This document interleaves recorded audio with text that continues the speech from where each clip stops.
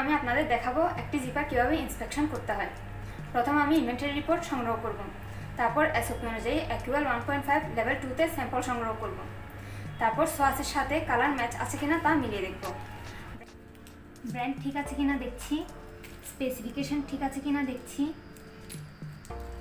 Stopper ঠিক আছে কিনা দেখছি, ট্রিম কার্ডের সাথে কালার ম্যাচ হচ্ছে কিনা দেখছি, শেড ম্যাচ আছে কিনা দেখছি, ট্যাপ শেড ঠিক আছে কিনা দেখছি, টিথ শেড ঠিক আছে কিনা দেখছি, জিপার লক কিংবা আনলক কিনা দেখছি,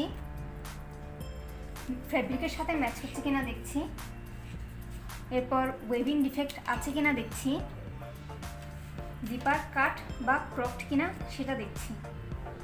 এখন আমি পাশ রিপোর্টে লিপিবদ্ধ করব,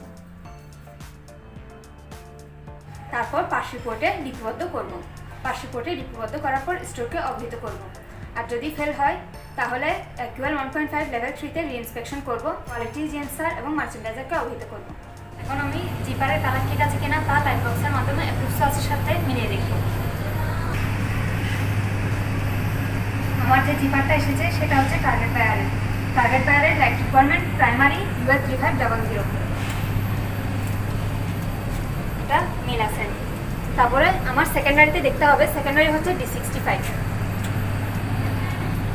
সেকেন্ডারিতেও মিল আছে, তাহলে এটা পাস হয়েছে। রিপোর্টে লিপিবদ্ধ করবো আর স্টোরকে অবহিত করবো। আর যদি ফেল হয় তাহলে কোয়ালিটি জিএমসার এবং মার্চেন্ডাইজারকে অবহিত করবো। জিপার ফুল টেস্ট করার পূর্বে নোটপ্যাডের মাধ্যমে মেশিন ঠিক আছে কিনা তা চেক করে দেখবো।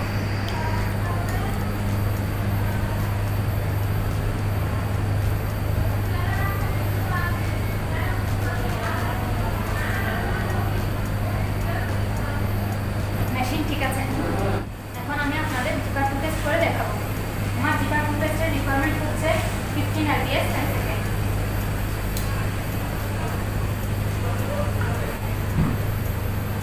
আমার জিপার ফুল টেস্ট পাস হয়েছে। এখন আমি zipper holding lock stand test করে দেখবো। আমার হোল্ডিং লক স্ট্যান্ডের রিকোয়ারমেন্ট হচ্ছে 4 to 8 RPS।